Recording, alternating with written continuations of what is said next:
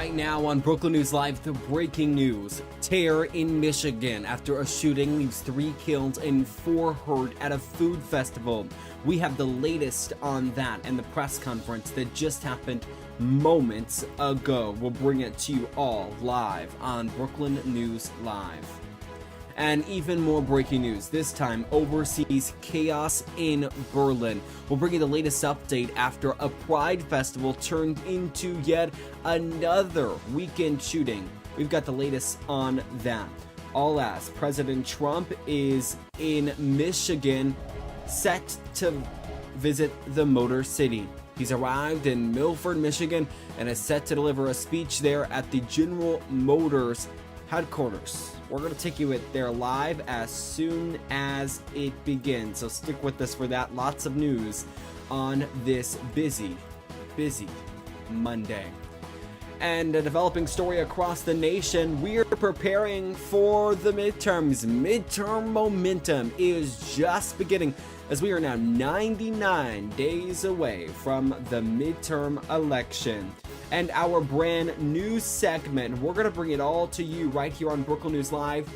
Food for thought, as we leave you room to think and chew. It's coming up at the end of the show. Stick with us for this extended version of Brookland News Live. Our coverage starts right now. Brookland News Live starts right now with breaking news.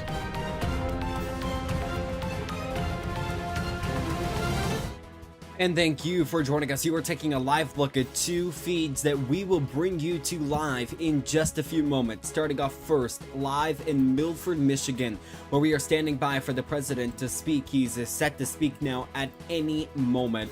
And just moments ago, out of Seattle, Washington, our continued coverage after a shooting in Seattle. Authorities providing an update there just moments ago. We're going to bring it to you coming up right here on Brookland News Live. Thank you for joining us. We have a lot to get to. A lot is going on right now. I'm Jackson Mitchell. Breaking news through wall-to-wall coverage here as we have a lot going on right now. It is Monday, July 27th, 2026. It's good to be with you. I appreciate you all for joining us on this Monday. We've just learned within the last few moments that a teenager, a 15-year-old to be specific here, has been arrested after a shooting late yesterday in Seattle. This happened at a food festival. We're still getting more details out of this, but this is a pretty big update. So again, I want to show you guys some footage from this event yesterday. A weekend food festival in Seattle had turned deadly last night when gunfire erupted at the Bite of Seattle. Now, that's one of the city's biggest annual events that it holds. Now, police say 2 gunmen opened fire on each other around 6 p.m. at Seattle Center near the Space Needle, sending thousands of festival goers, running for cover across the 74-acre park. 3 people were killed: a 19-year-old man, a 44-year-old man, and a 56-year-old woman. 4 others were hurt, including a child. All at this point in time are expected to survive. A press conference held just moments ago out of Seattle. We want to take you there live and air just a few moments of it. This is the mayor speaking. Take a listen. I know there have been a lot of questions about this, so I do want to briefly address the timeline last night. At Seattle Center, we had an active investigation ongoing, including continued search for a possible second suspect. SPD conducted a briefing with elected officials online at 9 p.m., including many people standing here today. We were advised that it was better for me and others not to be on the scene. Once it became clear that SPD was ready to brief the press, I, the governor, Congresswoman Jayapal, made our way rapidly to Seattle Center so that we would be able to be there to share that information with you all. What are we doing right now? So right now, this is an all-hands-on-deck response. Investigating this tragedy has been taken on by nearly every part of our police department. Our Human Services Department Victim Advocates team is working with SPD to support the needs of the victims and their families. And we are so grateful for their incredible work and dedication. Two victim advocates work alongside SPD detectives in the Violent Crimes Unit to help survivors navigate the criminal legal system, understand their rights, and gain access to crime victims' compensation, among other resources. Community Passageways is reaching out to the affected families immediately. and offering in-home support to help families to understand and navigate hospital, legal, victim support, and other systems. The organization is also convening an emergency meeting to assess the possibility of retaliation, identify ongoing safety concerns, and help the people involved to navigate those risks. Support is tailored to each family's circumstances. Our immediate priorities are to help families remain safe, reduce the risk of future violence, and make sure that they have practical and emotional support during the first days following the shooting. I want to acknowledge that this has been an especially tough week here in Seattle. Thursday night, there was a shooting near Aurora in North Seattle, again in Capitol Hill on Friday night, and now at the Seattle Center last night. While the police department continues their investigations, we cannot let up on implementing a multi-pronged gun violence strategy. We know that gun violence can be prevented. Evidence-based strategies have proven results in cities across the nation. We know that a successful gun violence reduction strategy is based on strong partnerships between community leaders who design and implement neighborhood-based prevention strategies, social service providers focused on the root causes of violence, community members with moral authority over group members who can deliver a credible message against violence, community members who can interrupt cycles of violence and de-escalate tensions before they erupt, and law enforcement who can hold group members accountable if they decide not to put down their guns.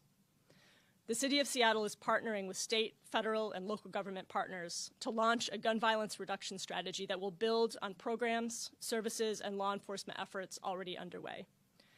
We will be bringing on an expert in gun violence reduction, including youth violence prevention, who will partner with city staff and our community-based partners. Chief Barnes and the Seattle Police Department will be implementing near-term strategies to amplify our summer efforts, and I'll let the chief describe those momentarily.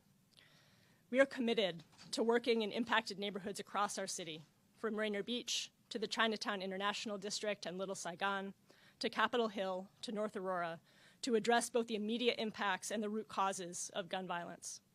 And I also want to express appreciation for our City Attorney Erica Evans for her leadership in beginning to use extreme risk protection orders to take guns away from people at high risk of committing violence. No one should have to fear for their safety or their life before attending an event, gathering with friends, or experiencing our city.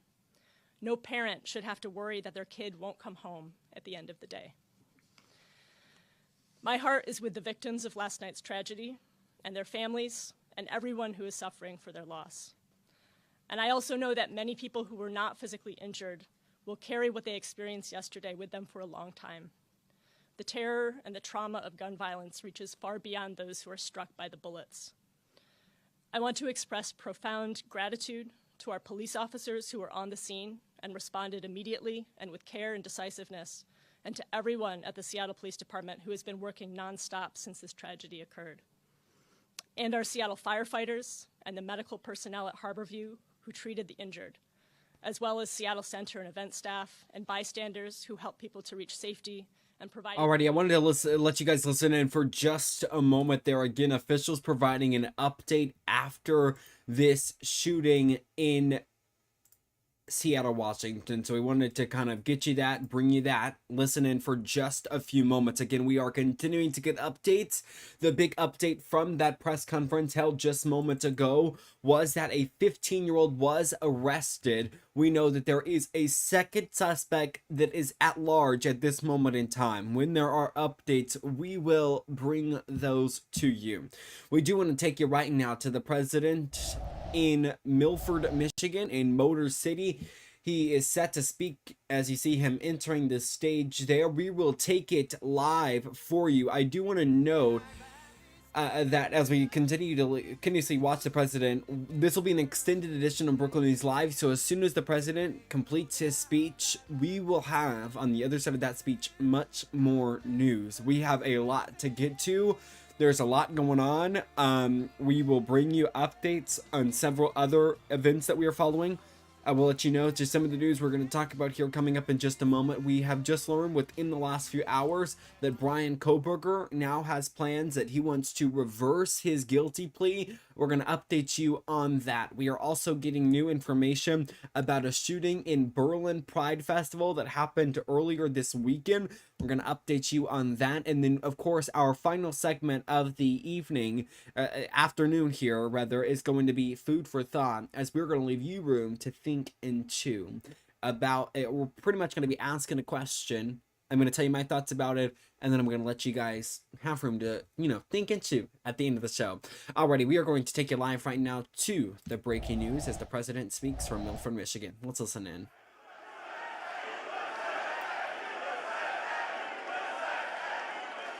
Well, thank you very much. It's an honor to be back. I love this place. I won. This place is beautiful.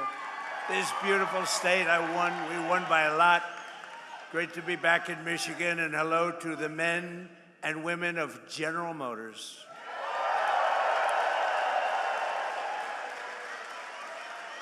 And before we begin, I have to say, I had a wonderful father, right? And he was a hard worker. He was in the real estate business. And for him, super luxury. This is all he didn't want planes.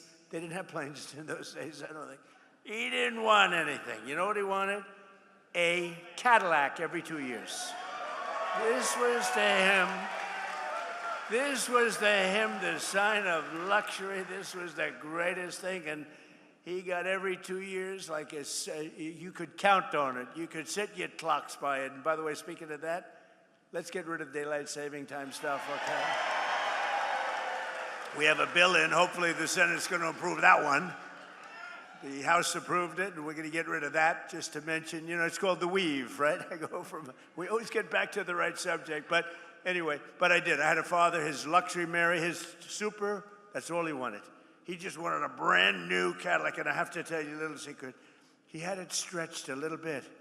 This way he could be his own chauffeur. He wouldn't have to hire a chauffeur. He could drive it himself, or he could have somebody else, but he could also drive it himself. Did you ever hear that? This could be a new concept for a car.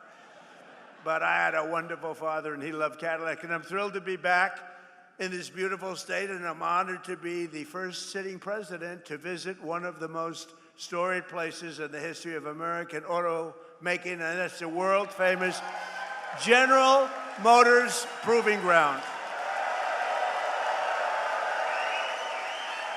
And we just got back. We watched some cars, and they are beautiful cars, but I was also impressed with, that was the largest piece of asphalt I think I've ever seen. I've seen a lot of big asphalt, but I've never seen one that big. I said, you gotta be kidding.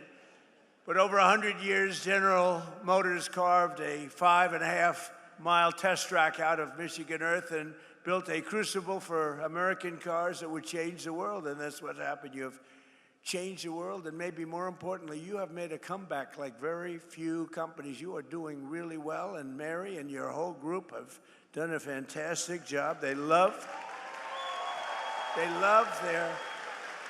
their cars. One of the top executives I just met, he was showing, he said, sir, I just love the cars. I just love these cars. And I thought that was nice. This land bears the tire marks of every model of the legendary Chevy Corvette. It bears the scars of the first auto safety test, and that was probably pretty tough. And ever since the presidency of the late, great Ronald Reagan, who in all fairness, who I liked, but he did allow our cars to disappear into Japan and other locations. We cannot do it. We love him. But on trade, Trump is much better, much better. But this facility is proudly designed, built, and tested. The presidential limousine, affectionately known as the Beast. Have you heard of it, Mr. Mayor?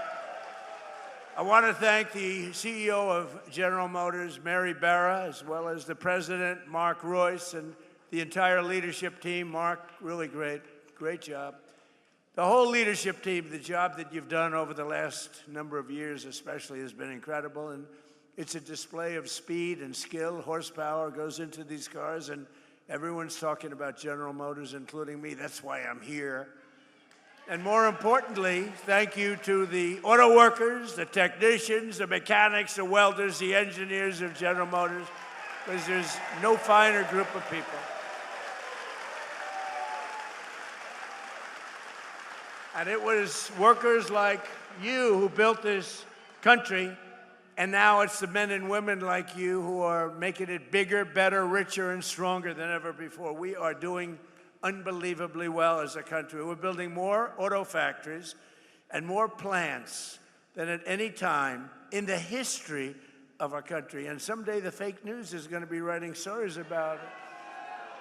They don't like to write those stories. That's why they call them the fake news. But for decades, the auto workers and manufacturers of this great state were sold out and betrayed by globalist politicians and corrupt special interests who let other countries steal your jobs, pillage your factories, and loot the crown jewels of American industry from Detroit and all over our country. They were ripping us off, not only in the auto business, but in many other businesses. Every president before me promised to stop it, but none of them did anything. They did nothing. But now, at long last, Michigan finally has a president who stands up for Michigan auto workers and puts America first. You know, you had a leader, I don't know if he's still with you, Sean Fain or something. This guy was bad news. I never spoke to him, never saw him. He was a Democrat. He thought that Biden or Kamala would be wonderful. You would have, Mary, I hate to say it, you wouldn't have an auto industry right now if they got elected. You wouldn't have an auto industry. But I don't know what happened to the guy. Somebody said he got fired, but I can tell you, the people that count, those people love Trump. Because I've done more for you than your parents, okay? Your parents are good. I'm not going to knock your parents, but I have been better to you than your parents. That I can tell you, and they would agree with me. Wherever they may be, they would agree. Today, I'm proud to say that the auto industry is back, and America is back, and it's pulling Detroit and Michigan along with it. Our country is so successful, it's pulling it along, but you have some great representatives that are going to become governor, senator, congressman, women. But you have some great people. I'm going to mention them in a second, because under Sleepy Joe Biden, hold it. What's better, Sleepy Joe Biden or Crooked Joe Biden? Let's go. Sleepy Joe Biden, Crooked Joe Biden. They're both true. They're both very true. The United States had the highest trade deficit ever recorded. So we had the worst trade deficit, and our country was losing more than $1 trillion a year on trade every single year, and it got worse and worse. And if they were in there now, that number would be close to $2 trillion. The trade deficit in automobiles was more than $300 billion annually. That means outside countries and companies were coming in and just robbing us blind. And it was causing tremendous problems for your jobs. But now all of that is changing because I placed historic tariffs on foreign producers and manufacturers, including a 25% tariff on foreign automobiles, something that no other president had the courage to ever do.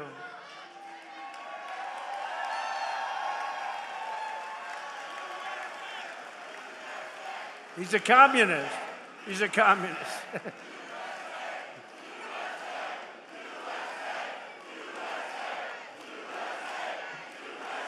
Thank you. He's a communist. We're running against communists. Now, this is great. What's going on? We're going to win very big. No, I didn't even hear the guy. I think, God. You see what they want to do? You see what they want to do? They want to take your houses. They want to do things that nobody's ever even thought of before. They want to take your money. They want to raise your tax up to 80%. I gave you the biggest tax cut in the history of our country, so we'll keep it that way. And I said this morning, they also want to fire the police. They don't want police and they don't want prisons anymore. I think that's a great idea. Does everybody like that idea? No police. They want no police and they want no prisons. Where are these people coming from? But I also put a 25% tariff on all foreign trucks. So I called Mary about a year ago and I said, I hear that foreign trucks are killing us. She said, that's true. I said, congratulations. I'm going to put a 25% tariff on the foreign trucks. And you are doing a phenomenal business now with trucks. So they were killing us in trucks, and now we're killing them. My policy is simple. If you make your truck or your car in a foreign country, you have to pay for the privilege of sending it into our market and making a lot of money. But if you build in a factory in Michigan or someplace in our country and make your automobiles or trucks right here in America, you pay zero tax and zero tariff. You pay zero tariff. There are no tariffs. And we've taken in hundreds of billions of dollars for the country aside from it, but we keep a lot. As an example, Europe is being taken over by the Chinese cars. You know that, right? Mercedes-Benz is being absolutely decimated. BMW, good companies, decimated. Volkswagen, decimated. They don't do anything about it. We don't have, to the best of my knowledge, Mary, one Chinese car in the country. They have 100% tariff. And our automakers are doing, I think, business like you've never done before, right? Right? You're doing more business, better business, bigger business than you've ever done before. In 18 months, we've slashed our trade deficit with China by the largest amount in history. Nobody can believe it. You know, if you get it down a half a point, it's a lot. We got our trade deficit down by 71%. 71%. Worldwide. 1 year ago, our country was dead, and now we are the hottest country anywhere in the world. We're the hottest country. Everybody is respecting us. You know, they respect us again. They respect the United States. I think they respect us more than they've ever. We did this in a year and a half. In 4 long years of Sleepy Joe Biden and his crazy administration, they're communists. They were communists. That was the beginning. He wasn't, because he had no idea what the hell was happening. They said, Joe, let's go communist. He said, what is that exactly? They got less than $1 trillion. So think of it. In 4 years, they had investment of less than $1 trillion. 4 years, less than $1 trillion. In 1 year, my administration secured commitments of more than $19.2 trillion from all over the globe. Think of that. 1 year, 19.2. If they got in, and they were essentially, they didn't think of themselves as communists, but they were. But now you have down and out communists. I mean, these people are down and out. And remember, you go communist, nothing good happens. That's been proven for 1,000 years using different names. But right here in Michigan, General Motors is expanding operations at its Factory Zero. Do you know what Factory Zero is? What the hell does that mean, Mary, Factory Zero? You're going to have to explain.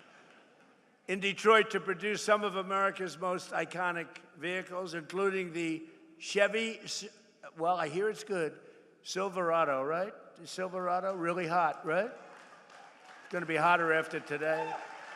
The GMC Sierra, the world-famous Hummer. I got to look at some of these. In fact, I said to Mary, how about sending me a couple? And one and only the Escalade. You know, we ordered, I think, 250 Escalades, right? We ordered 250 Escalades. That's so we look sharp in those cavalcades, you know? We look sharp in those Escalades. Our guys are very spoiled. They're very spoiled. They like the Escalade, so do I. They were great to deal with. General Motors, they're making literally 250 of them, and it was about time.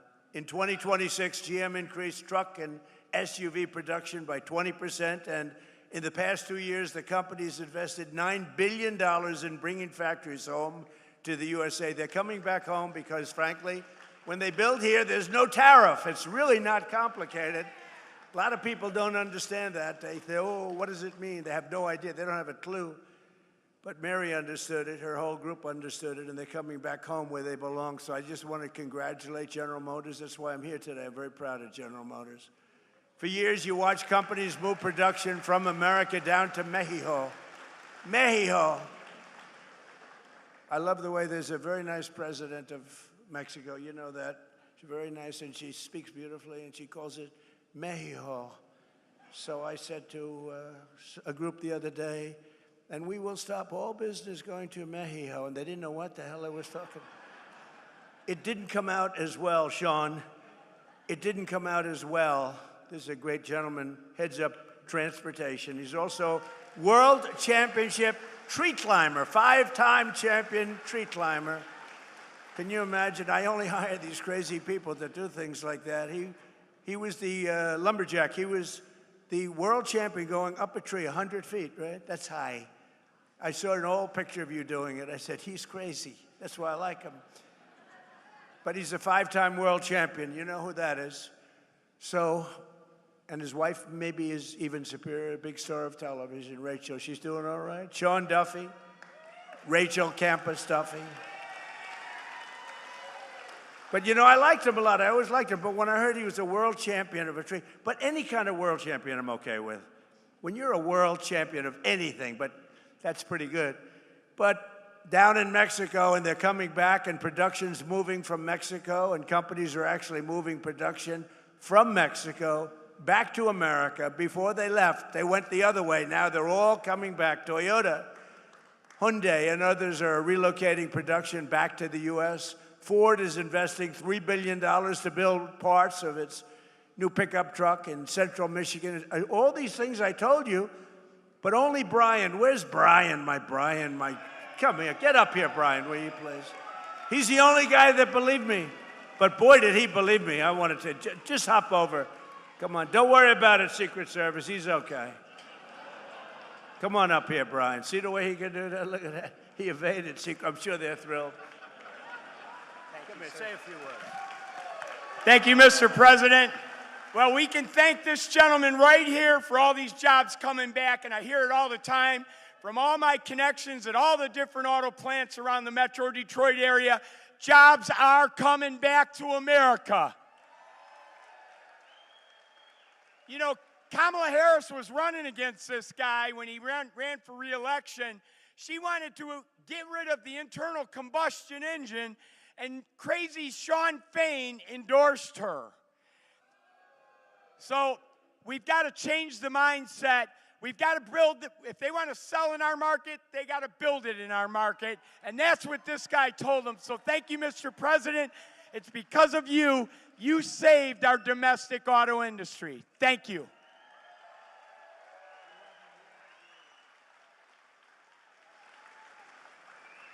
Look at the arms of that guy. I don't know. He's been, you know, he's been with me from day one. The first time he said, years ago. And I think I produced, Brian, would you say I produced even more than I said, right? Yes, sir. You even more. Expectations. Yeah, exceeded expectations. True. We like that. Thank you, Brian. He's a great guy, and he's got a group of followers that are unbelievable. Where are they? Oh, yeah, there they are. He's got a great group of people. But for decades, we were told that it was totally impossible to bring back American manufacturing. Obama would say it. Remember Barack Hussein Obama? Obama. He was so bad for the auto industry. I don't know, you know. Honestly, I don't know how you vote for Democrats because they are so bad for the industry. But it turned out that all you really needed to get him back was a new president, somebody that understood business, understood what it was all about. I've been complaining about it for many years. On day one, I ended Biden's insane electric vehicle mandate that would have crushed the U.S. auto industry forever, would have never come back. Remember that? Everybody was supposed to have an electric car within, 15 minutes. And I don't want to say this in front of Mary because she'll change your mind, but it takes far fewer people to build an electric car. That doesn't mean they work better, but it takes, and if you want an electric car, they make electric cars too. But if you want to buy a combustion, if you want to buy anything you want, they make. We don't want to do that stuff, but right now we've been right on that bet. I said, no, it's not going to happen that way. I terminated Biden's disastrous cafe fuel standards. You know what that is? That was a short road to bankruptcy for every single car company in this country, and a total disaster that would have killed the internal combustion engine. They wanted it dead within 5 years. As long as I'm president, that will never happen, but it's going in the opposite direction. Remember, we have a 1,000-year supply of gasoline. China doesn't. China doesn't. We have 1,000 years. We have more gasoline. We have more oil. Now, when you add Venezuela to it, we really have more oil. One day. And Venezuela's been great. They've been doing a great job. We're working with them. Take millions and millions of barrels of oil. But they're doing well, and we're doing well. One day. You know, a lot of people were against that war. We don't want the Venezuela. What are you doing? What are you doing? After we won in about 48 minutes approximately. They said, oh, that was a good move. Well, the same thing's happening in Iran. People just don't see it. We have destroyed their Navy. We've destroyed their Air Force. We've destroyed their leadership. We've destroyed their anti-aircraft weaponry. Their drones are being made at a rate of about 7%. We destroyed most of their drone manufacturing capability, their missile manufacturing capability. And right now they're talking to us about making a deal. But if we didn't do it tough, there would be no talk. You know, for 47 years, which is really 50 because people have been using 47 years for 3 years at least. But for 47 to 50 years, they have been talking, and all they do is tap everyone along. They were the bully of the Middle East, and they were the bully of us. And Obama came along and gave them tens of billions of dollars. He gave them $1.7 billion in green cash. Remember that? Put them on a Boeing 757, flew it to Tehran. $1.7 billion in green. He thought he could bribe them, and instead they thought, what a stupid country this is. How stupid. No, you can't bribe them. You got to beat them, and we're beating the hell out of them. But we'll see how it turns out. Right now, they have very friendly negotiations going on. And by the way, how good is our Navy with a blockade? How good? Not one boat gets in.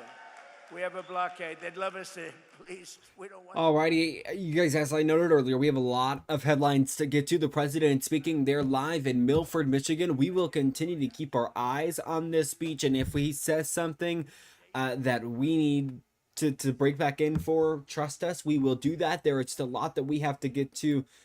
Unfortunately, we don't have a limited time to be on the air for all evening, so we will continue listening in to the president there. I have it pulled up there in the bottom of your screen. Give me one moment, you guys. I'm going to pull this back up for you guys. Looks like it, our box. There we go. Okay. Sorry about that, you guys. President speaking there. We're going to continue listening again. We'll bring it back to you if we have to. What we're going to do right now is sneak in a very quick break. When we come back, we're going to take you into a new message that Savannah Guthrie, the Today Show co-anchor whose mother went missing over 100 days ago. She just released a new message to her Instagram. We're going to bring that to you coming up here in just a few moments. Plus, we are also continuing to follow the devastating breaking news out of Seattle and Berlin. We're going to bring an update on that after a Pride Festival incident. We got all of that coming up for you. Stick with this. You're watching Brooklyn News Live. In a world that never stops, Brooklyn News is always there, bringing you news from Brooklyn. Now to some news right now in Brooklyn. An increase to your trash pickup could be coming soon. The nation. We're going to start first right now with the breaking news and the information that we know. And the world. In the meantime, though, we do want to get to the latest on the war in Iran. Follow Jackson Mitchell and Brooklyn News.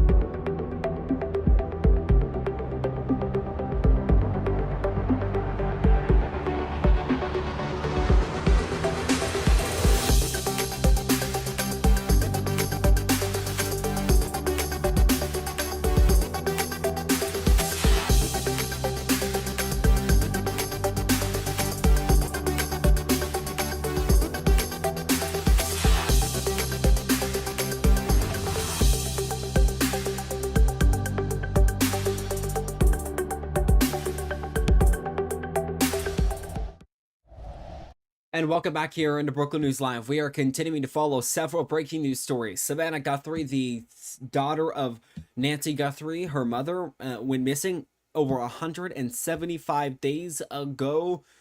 She's now providing a new update, a new video posted to her Instagram page. We're going to play it in full for you. Take a listen. On today with a very specific message. It has been months since our mom was taken from us. Our family is in agony. We are in a nightmare that will not end. Nothing about our situation has changed. We have done our part, and we will never stop looking for her. We will always ache for her and feel that hole in our hearts. The world can be a cruel and unforgiving place, and I know that you have tried to do things the right way. So I'm asking you, begging you, to do the right thing now. Make the right choice. Help us find her. Tell us where to look for her. I truly believe it is never too late to do the right thing. Help us bring this situation to an end. For all of us, no matter where we've been and what we've done, I believe there is always a way home. Please make the right choice. You know, in my coverage of all of this, I've said this so many times before. I can never put myself in Savannah Guthrie's shoes. Her mom being missing now 175 days. She went on a month's absence from the Today Show, of course, where she works, and since then she's since returned. She's launching her own game show, like a Wordle TV version. I simply cannot put myself in her shoes. She says her family is living in agony. She says that something that she said that during this entire search for her mother. Somebody knows something, please just speak up. In this video specifically, she says, quote, "It's never too late to do the right thing." Police are believed to still be searching for her, taking every tip. It is believed that there have been several ransom notes in all of this. We've talked about this in our coverage way back at the beginning of all of this. There were new details that were coming out every day, and we were covering it every single day. So, of course, the details have slowed, the tips have slowed, but we have learned that ransom notes have come since the last time we've talked about this. It is just so hard to talk about that stuff because we don't know if it's true. And we do not want to tell you guys, I specifically, as a news reporter, as a journalist, my goal is not to tell you guys something that is not true. So if I don't have 100% certainty that something is true or could be true, I don't want to bring it to you. And that could be true part is very significant in all of this because this is, again, as someone's mom we're talking about. So it is something that we will continue to follow. But again, that video just released, I believe over an hour ago now from Savannah Guthrie. Wanted to bring it to you as it is a breaking news update. So we will continue providing an update and anything we get on that. Okay, we now want to turn to some even more breaking news. This is a very, very heavy news day, to tell you the least. Overseas in Germany, we are learning of a Pride Festival attack that happened over the weekend. Again, we want to show you some video from all of this. Germany now calling it a suspected Islamic terrorist attack after a van was driven into a crowd at Berlin's Pride celebration. This all happening on Saturday night. The van plowed into pedestrians in a park there during the closing party of Christopher Street Day, killing one woman and injuring 29 others, several critically injured in all of this. Authorities say the driver then got out and attacked more people with what's believed to be a machete before fleeing on foot.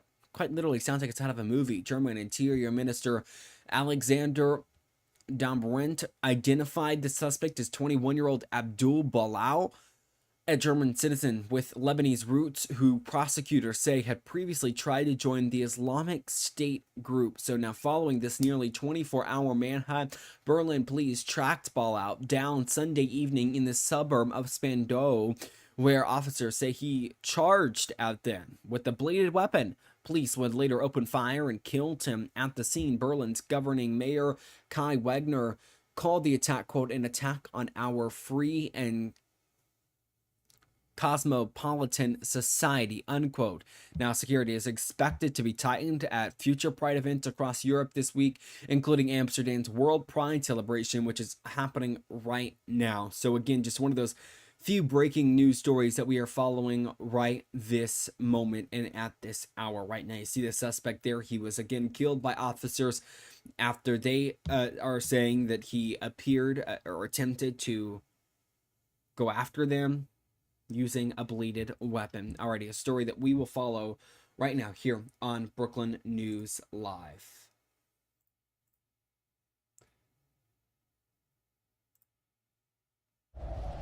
Media also claims to show the launching of drones towards Bahrain and Jordan. Well, there you go. You hear the news report there. Iran, the war tone now topping 600 after the Pentagon reportedly quietly changed its own casualty database. Now showing what is believed to be the true cost of the Iran war, showing that it's now far higher than what officials had been disclosing. An update Saturday added more than 140 newly wounded service members and restored 4 soldiers killed in strikes last week that had briefly disappeared from the system. Combined with earlier totals, the Pentagon now counts 18 American troops killed and 624 wounded since the war began back in late February. A sharp jump from the previous peak of 482 wounded observed just last week. Now, the revisions come after the New York Times and several other outlets reported that dozens of troops were hurt in strikes the Pentagon never publicly disclosed. And after 12 Democratic senators on the Armed Services Committee demanded answers about why those numbers hadn't been released and why they had been fluctuating, the Pentagon here now says the swings in the data were due to, quote, temporary data disruptions. Now, they've yet to fully explain the discrepancies. Now, meanwhile, the war continues to hit Americans at the pump. AAA's national average for a gallon of regular gas now sits at $4.11, continuing its climb as oil prices now also remain elevated. So gas prices continuing to rise. I'll tell you, here in Jonesboro, they are doing the exact same thing that they're doing across the nation, and that is going up once again. That came after, if you remember, after that memorandum of understanding was signed, the MOU that was talked about, things had changed quite significantly. Gas prices were coming down because it was believed that this war might finally be over. Now, we are getting new details that the U.S. and Iran have paused strikes here, but could they begin again? We don't quite know. There have been so many, back and forth moments in this war, moments where the U.S. says they're begging to make a deal, but yet we're still striking each other. The president even saying that just now in his speech right now in Michigan at the General Motors, in Motor City, saying that it is, they're continuing to essentially beg the U.S. to make a deal. Now, strikes have paused after 12 consecutive nights. So again, updates on the war in Iran, you know where to come right here on Brooklyn News Live. We will update you as we get them. Another quick break. When we come back, opening statements begin in the Lindsay Clancy case. We're going to talk about what this case is all about and, well, the crazy details that surround it. When we come back, you're watching Brooklyn News Live. Stick with us. We're going to be back in just 2 minutes.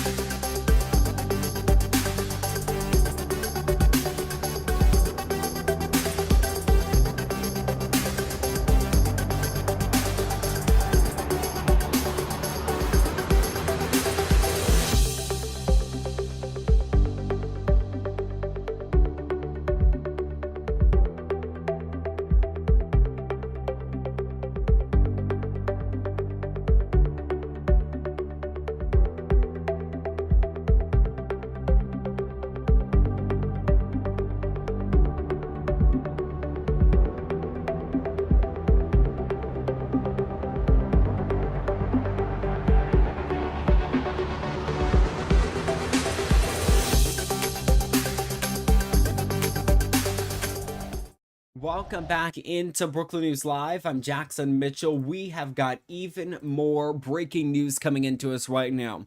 You are taking a look at a letter right now, or a message sent by Bryan Kohberger that claims he wants to reverse his guilty plea. He's the suspect accused of killing the United Healthcare CEO in New York City. This all on video camera appearing to happen in broad daylight. The New York Times now obtaining this new message.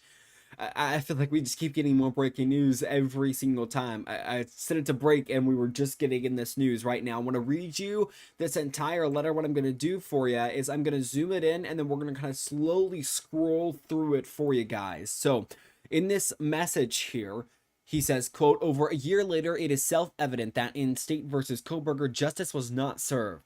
Unanswered questions seem to multiply with each piece of discovery unsealed, and the public demands the truth. Unfortunately, the truth shall never be derived from the state's myopic narrative, a work of fiction which is yet to evolve since the PCA was released nearly 4 years ago." I'm going to scroll this message down just a little bit. It goes on to say, "and its faulty premises were never challenged at trial. I believe, let me pronounce this right, circumnavigated, there we go, by a broken plea, the trial never provided the public the clarity conducive to closure, and justice shall remain abjectly miscarried unless the plea is withdrawn. I hereby declare my intention to enter a not guilty plea and welcome the state the opportunity to prove their case at trial, as well as to, again, file for the death penalty. My actual innocence is my truth, and the plea hinged on by false promises and blatant disinformation must be withdrawn. Thank you for all who continue to believe in my innocence and continue to critically analyze the case. I send my love to my family who have never wavered in their belief in who I am. Their belief is in my innocence." So there you go. Again, this just released here by the New York Times moments ago here. So we're continuing to get more details in all of this. So again, now we're learning that Kohberger is planning to reverse his plea. It's a statement that was released to the New York Times through his family, in which he states here that justice was not served. He called the prosecution's work a myopic and quote, work of fiction. He also said that this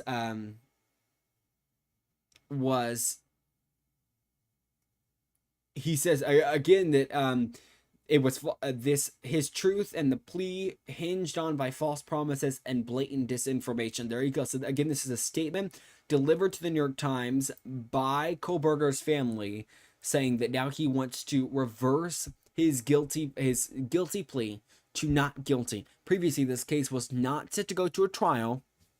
Now it looks like things are going to change around, and they might go to a trial. So it's something that we are going to watch here and listen in. I want to note, this is just coming into us. I'm going to correct myself here. I want to apologize here. I just realized that I provided wrong information. Bryan Kohberger is not the suspect who pled guilty to the killing of the United Healthcare CEO. Please mark that out. If this was a live court transcript, take that from the record. Bryan Kohberger is accused of killing the Idaho college students. I believe it was 4 students that were killed in all of this. I deeply apologize for providing the wrong information here. It was wrong understanding, wrong case. Again, the Idaho college students that were killed. Yes, it was 4 of them. Bryan Kohberger, the suspect in this case, originally pled guilty, assumingly so that there would be no death penalty brought against him. He points out in this message that the death penalty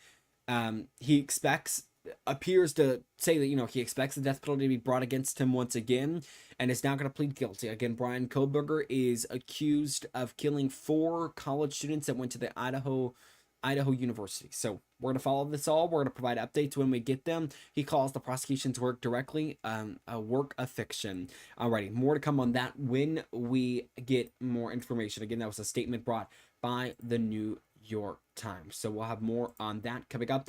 We do have some more legal news that we want to bring you. This time, it's not breaking news, thank God, because we have been talking about breaking news for too long now. Alrighty, this story is about Lindsay Clancy. Want to talk about it here. Want to take you. It's a story that's actually happening right now. This is a look in the Before the courtroom. court today, we have the matter of Commonwealth versus Lindsay Clancy. With a jury now. There you go. So you hear part of that news report there, and the case brought against there is Lindsay Clancy today in court, a Massachusetts courtroom. Now, what is set for an emotional showdown? Today, as opening statements began in the murder trial of Lindsay Clancy, the Duxbury mother accused of strangling her 3 young children back in January of 2023. Now, Clancy has pleaded not guilty to killing 5-year-old Cora, 3-year-old Dawson, and 8-year-old Callan. Prosecutors say the former labor and delivery nurse planned the killings and acted, quote, intentionally, rationally, and swiftly. Now, her defense team, they argue she was in the grip of severe postpartum mental illness and could not distinguish right from wrong. Now, the case will put the controversy, quote, insanity defense on trial alongside Clancy herself, and the judge accepts proceedings to stretch out for up to 2 months. Just wow. So you see some of the moments there in court today, opening statements were delivered. We're going to bring you updates when we get them out of this case. Again, that is Lindsay Clancy. She's accused of killing her 3 children. Alrighty, now to some breaking news. This is coming into us also over the weekend. You're taking a look at video right now from all of this. A 12-year-old was killed this weekend in what is believed to be a stray bullet. So a Bronx neighborhood now grieving this afternoon after 12-year-old Jacob Freitas was killed by a stray bullet while sitting on his bike outside a bodega. This all happening on Saturday. Surveillance video shows a fight breaking out among a group of men on Walton Avenue in the Mount Eden neighborhood. Just steps from where Jacob was watching, gunfire erupted, striking Jacob in the shoulder. He ran into the bodega before collapsing. He was pronounced dead at Lincoln Hospital. 2 adult men were also shot and are expected to survive. NYPD Commissioner Jessica Tisch says detectives arrested 45-year-old William Freyer Sunday morning outside his home. He faces murder, manslaughter, attempted murder, and weapons charges there. Quote, he was just driving his bike, one neighborhood told reporters through tears. The Office of the Public Advocate called on the city to, quote, urgently implement the strategies proven to make us safer. So you hear those messages there from city officials and people who live within that city, calling again on the city to, quote, urgently implement the strategies proven to make us safer. Breaking news just in this afternoon, we are also following this. The Chiefs offensive coordinator coach, his son, Eric Bieniemy's son, now charged in his mother's death. This is news we are just getting in from this afternoon. The family now at the center of a shooting investigation this afternoon. The London County Sheriff's Office's deputies responded late Sunday to a shooting at Bieniemy's home in Ashburn, Virginia, where they found 57-year-old Mia Bieniemy with multiple gunshot wounds. She was rushed to the hospital and is in stable condition as of today. We're now learning, though, that her 27-year-old son, Elijah Zion Bieniemy, has been arrested and charged with malicious wounding, use of a firearm in the commission of a felony, and discharge of a firearm inside of a dwelling. He's being held without bond at the London County Adult Detention Center. So it's a breaking story that we are following right now. Eric Bieniemy was with the Chiefs at their training camp in St. Joseph, Missouri. Again, this is where he was believed to be at the time of all of this. When the shooting happened, he was not present for Monday's workout, though. The team did release a brief statement saying, quote, it is aware of the incident involving Eric Bieniemy's family. They did decline to comment further, quote, out of respect for their privacy. Already tons of stories that we are following this hour, and we'll continue to follow this one as updates come out. When we come back, we are just 99 days out from the November midterms. We're going to bring an update, what you need to know, and what to watch out for on the ballot. It's 2:56. We're back here in just a moment. In a world that never stops, Brookland News is always there, bringing you news from Brookland. Now to some news right now in Brooklyn. An increase to your trash pickup could be coming soon. The nation. We're going to start first right now with the breaking news and the information that we know. And the world. In the meantime, though, we do want to get to the latest on the war in Iran. Follow Jackson Mitchell and Brooklyn News. And welcome back into Brooklyn News Live. I'm Jackson Mitchell, bringing you continued coverage of all the breaking stories that we've been following all afternoon. The president, and he's now brought up a few people to the stage. He is speaking at the General Motors headquarters in Milford, Michigan. We want to take you back live there for just a few moments and continue listening in. Especially right here in Michigan, manufacturing is our largest industry. Our president understands that. He's stepping up every single day to make sure that we bring more manufacturing jobs back to America, back here to Michigan, and I'm proud to stand with you today, sir, in recognition of that, and thank you so much for coming to Michigan again today.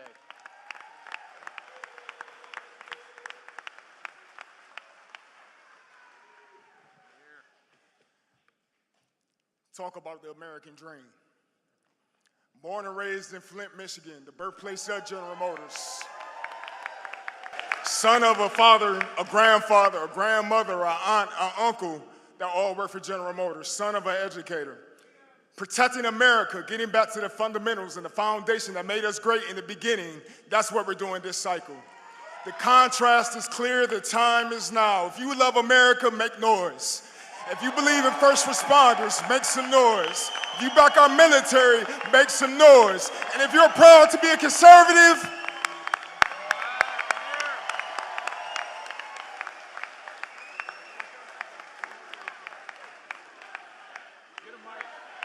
USA, let's go, baby. We are putting this country back on the map because we have a leader who stands up for us. Mr. President, thank you for coming to Michigan, but I also have to say thank you for defending our military and putting us in a position to succeed. This time last year, I was in Iraq. During the 12-day war, you put our military in a position to succeed because you gave the troops what we needed to survive. So my friends and I are home, sir, because you put us first. And you put Michigan first as well.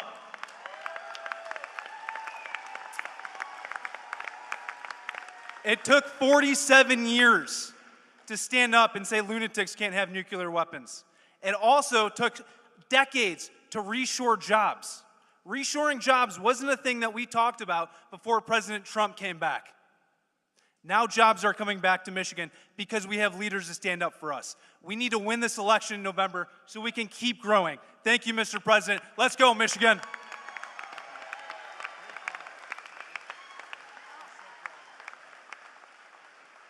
I didn't bring my box, so I apologize. But take a moment and look around. Look at how many people are filling this manufacturing facility. And why is that? That is because we love this country. And I'm going to share with you, if you love this country, you have got to get out there and make some noise. You have got to get out there and vote. You have got to get out there and tell your friends, your neighbors, anybody who will listen, that this is an election between common sense and communist crazy. And the leader of our party, President Donald J. Trump, isn't resting on his laurels. Promises made, promises kept. He told you he was going to secure the border. What did he do? He secured the border. He told you he was going to make his tax cuts permanent. And what did he do? He made your tax cuts permanent. The last thing we need to do is make sure we pass that Save America Act. And we will do that because we will secure our elections to make sure that this country continues to live in a democracy, to continue to be a republic, because there is nobody that loves this country greater than the man standing behind me, and that's our president, Donald J. Trump. Okay, wanted to listen into the president and people speaking there. You heard there, this is the congressmen and women of Michigan speaking right now as the president continues to speak. Already, a brand new hour of Brooklyn News Live kicks off right now. Brooklyn News Live starts right now with breaking news.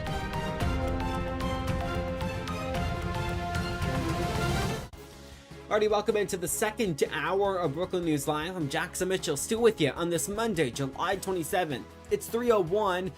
here in Brooklyn, meeting at 401 on the East Coast and 101 on the West. It's good to be with you. We have so many headlines still to get to. We've covered a lot of breaking news in this first hour.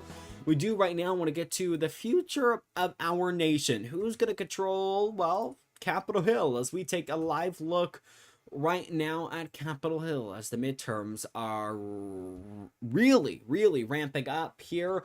It's time to talk about all of it, where things stand with the midterms as well. Yesterday marked 100 days out. Now we're 99 days out to be specific. So with the 100 days now left until the midterms elections, NBC's Meet the Press spent Sunday breaking down the battle for control of Congress, with Arizona Senator Mark Kelly telling host Kristen Welker the Democrats can win in Maine with their new nominee Troy Jackson. We'll talk about him in just a few moments, adding the former candidate Graham Plattner, quote, wasn't vetted well enough. So take a look at this. This is NBC's chief data analyst, Steve Kornacki, breaking down what things look like ahead of the midterms and what big races to watch out for. All of these cases, the party in power lost seats in the midterm elections. A slightly different picture in 2022 with former President Joe Biden. Yeah, that's the interesting thing. Democrats did lose the House in 22, but it was only a few seats, and they actually gained a Senate seat. And that's what Republicans are hoping to do some version of, ironically enough, this year. And Republicans think that their one chance is the image of the Democratic Party. We've been seeing it in the primary season. Socialists winning Democratic primaries, candidates from the far left. And look at this here. Among Democrats, this is that Fox poll, a majority have a favorable view of socialism. Step outside the Democratic Party, it's a totally different world. Look at independence, socialism, deeply unpopular there. So is that a vulnerability for Democrats that would keep them from capitalizing on Trump's obvious weaknesses here? Look more specifically at the two chambers here. Senate side, this, if you're a Democrat, this is the particularly tough one. They need a net gain of 4 seats to get control of the Senate. Take a look at the map here. How would they get 4? 4 is their target number. There's first thing, they can't lose ground. Georgia, New Hampshire, Michigan, Democratic seats, big primary coming up in Michigan in a few weeks there. They could have general election implications. Democrats have to win those just to not lose ground. Then the 2 Republican seats they think they have the best shot at would be Susan Collins in Maine. Democrats have a new candidate there now. And in North Carolina, where Democrats have nominated the former governor there. It's a close state in 24. If they do that, they still need 2 more. And where could they get those 2? This is where it gets real tough for them. Look at this. These are the 4 they talk about. Alaska, Iowa, Ohio, Texas. And look at this, Kristen. They were all not just Trump states, double-digit Trump states. Democrats would need at least 2 of those to get the Senate. House side, again, this one's more manageable for Democrats. That's the current balance, some vacancies. They only need a gain of a few seats to flip it. It wouldn't take that big of a night. 2 bellwether tests on the Republican side. Mike Lawler, New York. You see this? One of the few House Republicans in a district that Trump lost. Is he able to hold on in a climate like this? If he does, that could bode well for Republican chances. Flip side of this, Texas, Democratic incumbent Vicente Gonzalez. Remember, they redrew the lines, Republicans did in Texas, to take advantage here. This is deep South Texas, of those Hispanic gains Trump made in 2024. This district would have gone for Trump now by 11 points. If Gonzalez is able to survive here, it would say those Hispanic gains, maybe they're not translating past 24 for Republicans. Maybe they're not transferring to other candidates. And, of course, hanging over all of this is the big X factor, the war with Iran. And you can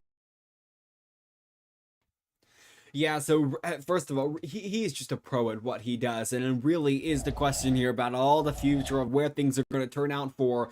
And I will tell you, in my look at in my analysis and my look at the numbers as well, the House is going to be more manageable for Democrats to take over. You saw him, Steve Kornacki, there point out the Senate numbers. It's going to be hard because a lot of the, not only that, the redistricting, but the fact that Trump won some of these districts by double digits, and he pointed that out there, that the double digits was the issue here. Is the question, though, at the beginning of that segment, actually, before we cut it up just a little bit, of course, but before all that, they actually talked about kind of the numbers for the president's approval rating. Of course, it's in major disapproval. There really is, it's rare that a president has poll numbers that show at higher approval than disapproval. That's really rare.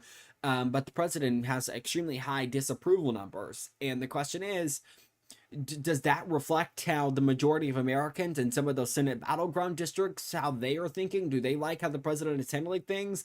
And it was the same question that Kornacki proposed there at the end about Gonzalez.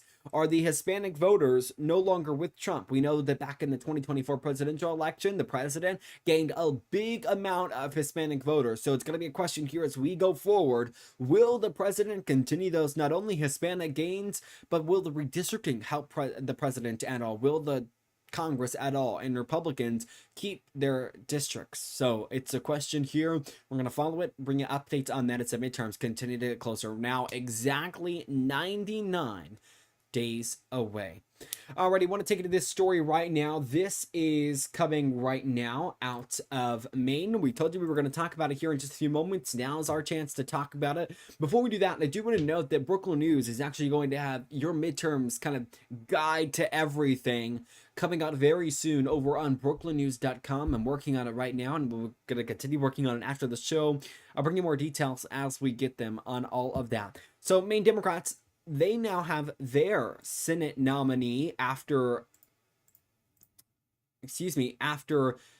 well, Graham Plattner decided he would drop out after major sexual assault allegations and things of that nature, several rounds of them, to be honest with you.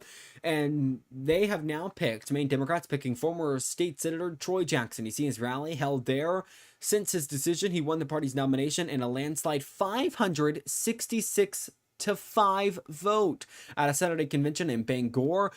He's replacing Graham Plattner. Again, as I noted a few moments ago, he dropped out earlier this month following a rape allegation he is denied. Now, Jackson is a fifth-generation logger and longtime progressive backed by Senator Bernie Sanders. He's now on a 101-day sprint. That's less than Kamala Harris had to take on Republican Senator Susan Collins. This is going to be, again, one of those big races that we are watching. It was a race that could decide the future of the Senate here. And the reason this had gained so much attention, not only because of the allegations that Graham Plattner was facing, but it was the fact that this is this was a race that Democrats are putting a lot of money behind, and they were saying this could be a seat that they could take from Republicans.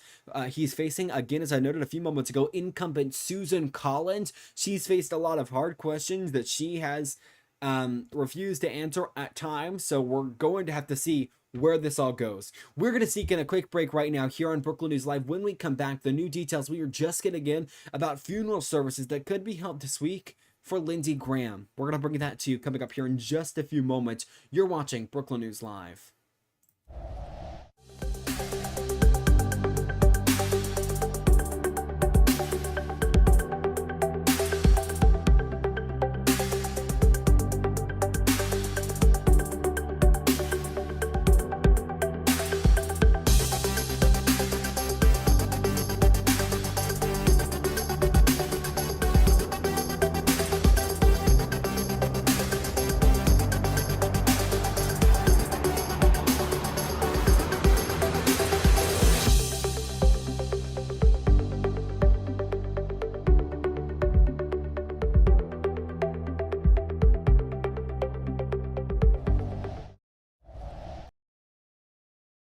Well, the late Senator Lindsey Graham will be honored with 2 days of funeral services beginning tomorrow.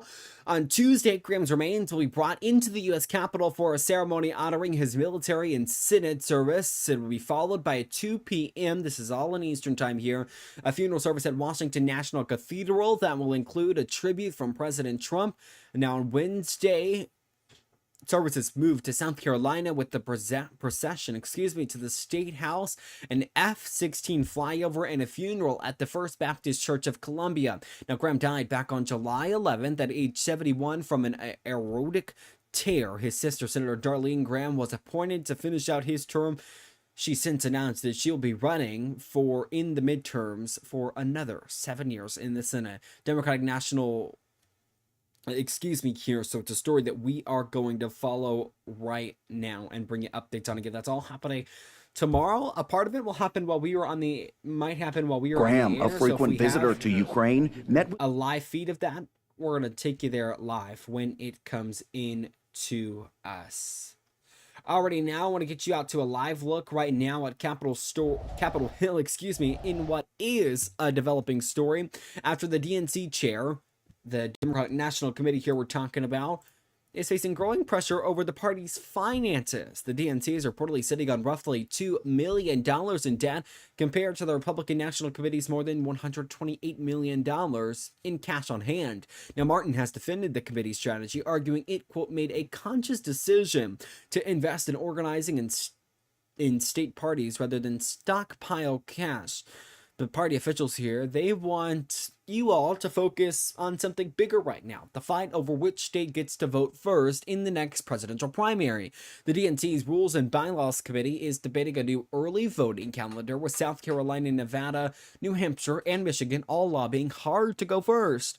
Martin is pushing for a fifth early state from the South, pointing to the 2030 census shifting political power southward. A final decision is expected in the coming months. Now, about the finances, we're learning that through several different reports again, that there was some frustration expressed when a phone was thrown at an aide by Ken Martin. We're learning that an HR report was gone, and essentially in these reports it says Ken Martin was not attempting to throw the phone directly at the aide. It just kind of happened, but he was frustrated, and it all has to do with the DNC's finances. Another story that we are going to follow, and we'll bring you updates on when we get them. Okay, now to this. So this is another story that is coming into us earlier this afternoon. It's a busy news day, guys, and it's a developing story that we are following. We're talking about the Cracker Barrel CEO, Julie Masino. We're learning that she is now stepping down. The company announced today that the CEO, Julie Masino, will step down on August 10th, replaced by David Deno, the former chief executive of Bloomin' Brands, the parent company of Outback Steakhouse. Now, Masino will stay on in an advisory role through October 9th to help with the transition. Her tenure was defined by last year's controversial logo redesign. You might remember that, which sparked a controversial backlash from conservatives and drew criticism from President Trump. It wiped nearly $100 million in market value in a single day before the company decided, well, maybe that wasn't the best way to go and reverse paths.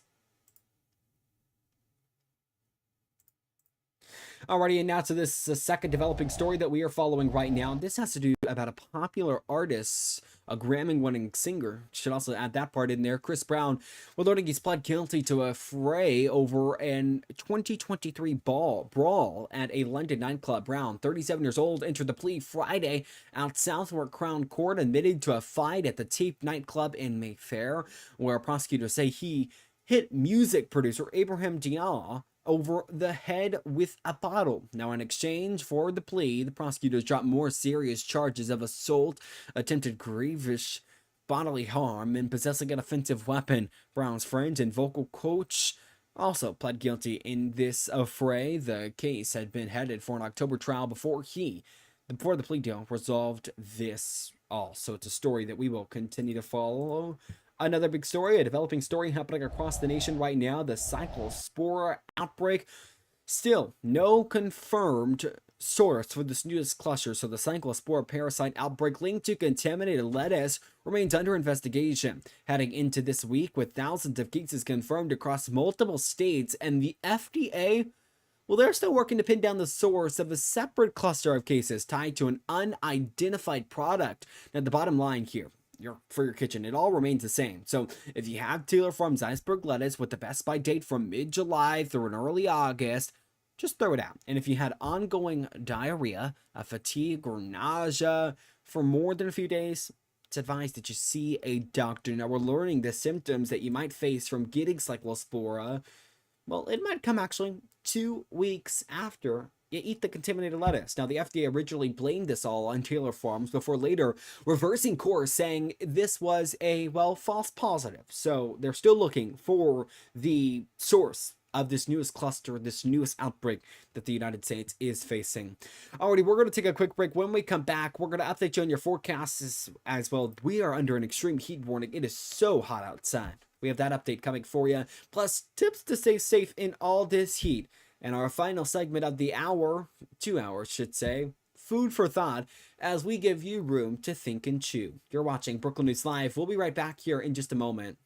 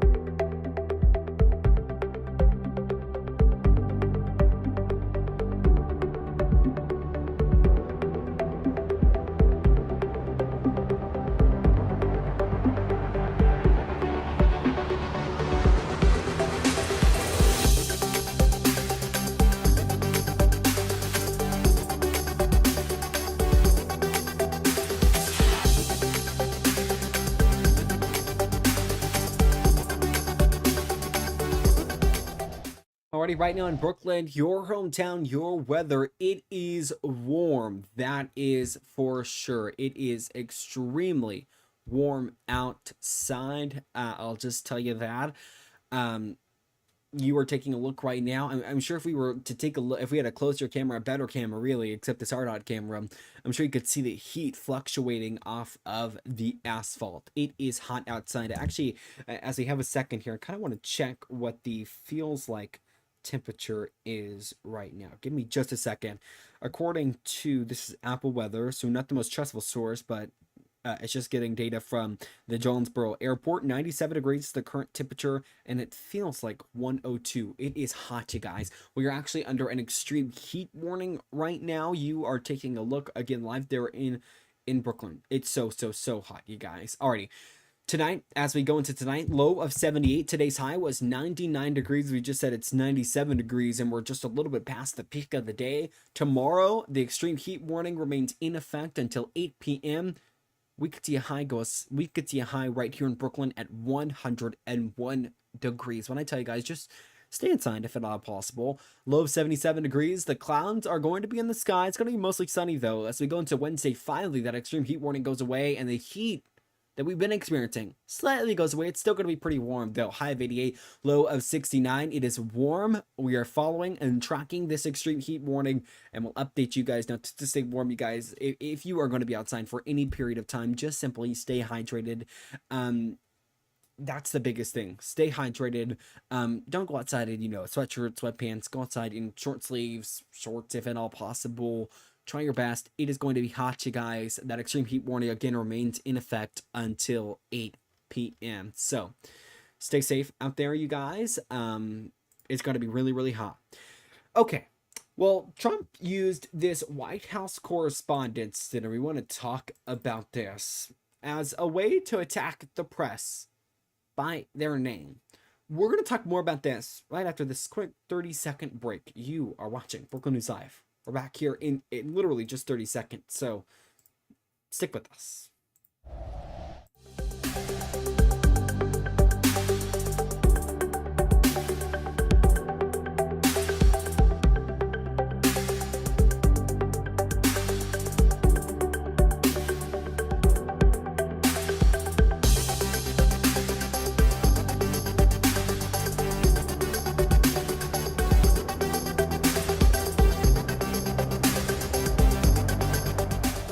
Just like that, a little less than 30 seconds, and we are back with you here.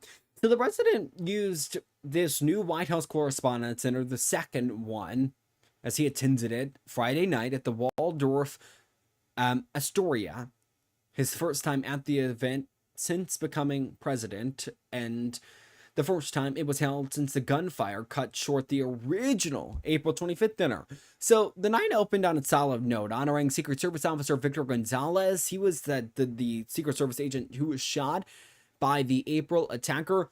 But Trump's hour-long speech soon turned into a string of attacks on individual journalists by name, including CNN's Caitlin Collins, who he told, quote, to smile more, and Jake Tapper, who he called, quote, fake Tapper. The speech reportedly drew mostly stunned silence from the room, before Trump ended the night by putting on a red, quote, Trump 2028 cap. Why that's so controversial? Because the president can't run for another term. The Constitution says you can only run for 2 terms. I'm going to dive more into that here in today's Food for Thought segment. So it's a brand new segment we're doing where I'm pretty much going to talk about, give you a question, and we're going to leave you there to kind of continue thinking. And as I've said 100 times, I think this whole broadcast, give you time to think and chew. It's our final note of this entire broadcast.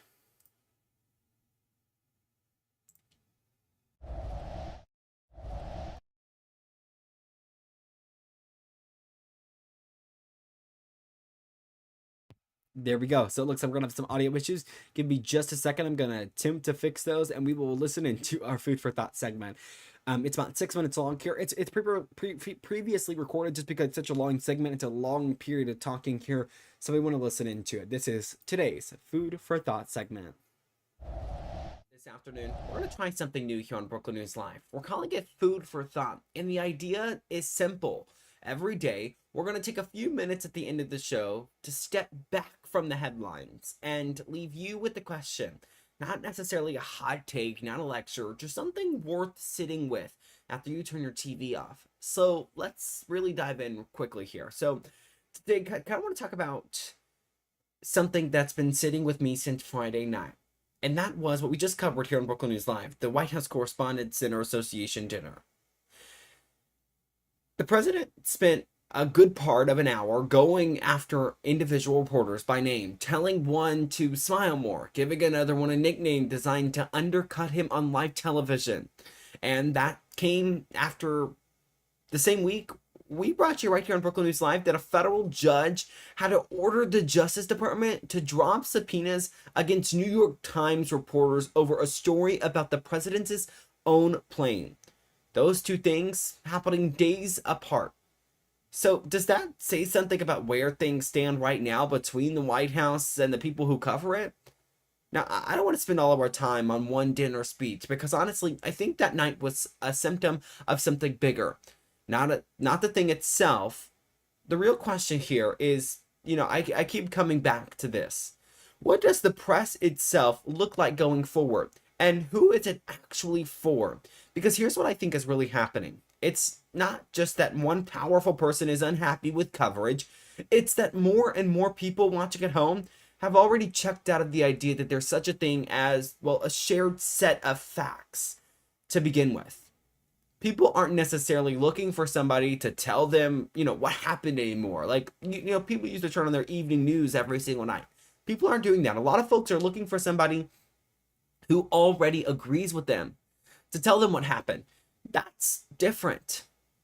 And it's quieter. And it's a quieter shift than a presidential subpoena or dinner speech. But I'd argue it matters for the long run here. Think about how most people actually get their news now. Think about how you get your news. Do you come to the show every day? It's not the evening broadcast the way it used to be, where the whole country watched the same 3 anchors and argued about what they said afterward. Now it's a feed. It's algorithms sorting content based on what keeps you watching, which usually means what confirms you already believe. It's podcasters and commentators who don't pretend to be neutral and don't have to. They're building an audience of people who want their news pre-filtered through a point of view they already share. So essentially, they're coming to people who already have the same opinions as them. They already share the same values as them. And that's true on every side of the political spectrum here. It's not a one-party problem. The danger in that isn't just that people end up disagreeing about opinions. People always have disagreed about opinions. And that's healthy. That's how the world should work. The danger is when people start disagreeing about basic facts. What actually happened? Who said that? What the numbers actually show, because they're getting that information from sources that are optimized to make them feel validated rather than informed. So when that happens, you don't just have two sides of an argument anymore. You have two countries living in two different versions of reality, and they can't even agree on what they're arguing about. So think about this. When a president stands up and attacks individual journalists by name in front of the whole country, it doesn't just hurt that one reporter's feelings. It actually might not even do that. It gives permission. It tells people watching at home that distrusting the press entirely is the reasonable position, rather than just being a smart, skeptical consumer of the news. And once that trust is gone, people don't go back to reading multiple sources and making up their own minds. They go find that voice that already has been telling them this whole time what they really want to hear.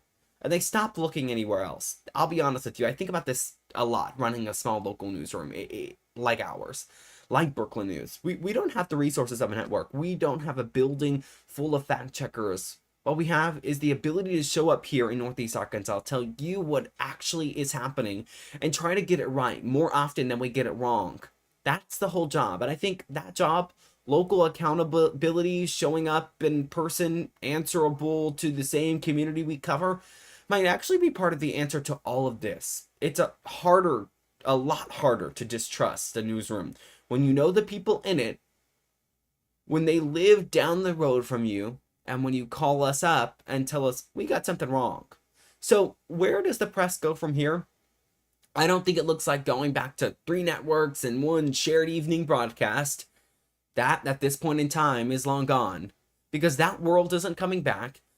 But I do think the future of anybody earning your trust, whether that's a national outlet or a local one like us, is going to come down to whether people believe we're actually trying to get it right, even when it's not what they wanted to hear.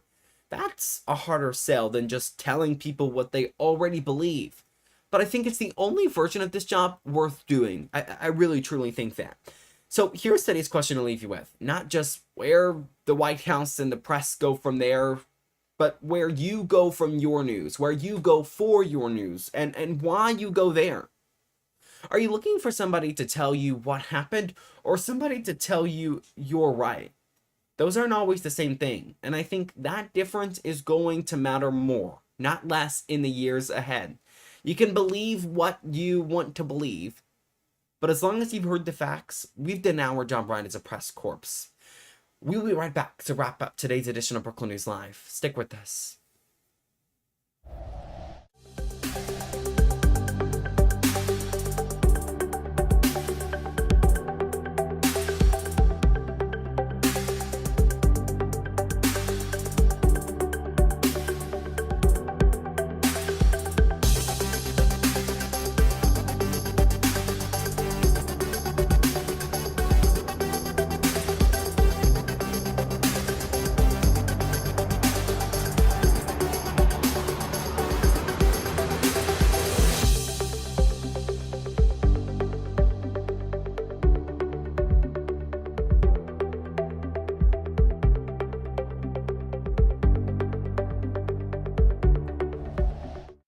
Alrighty, that is going to do it for us on this Monday, July 27th. Remember, you can follow us on all of our social media pages. They're scrolling at the bottom of your screen.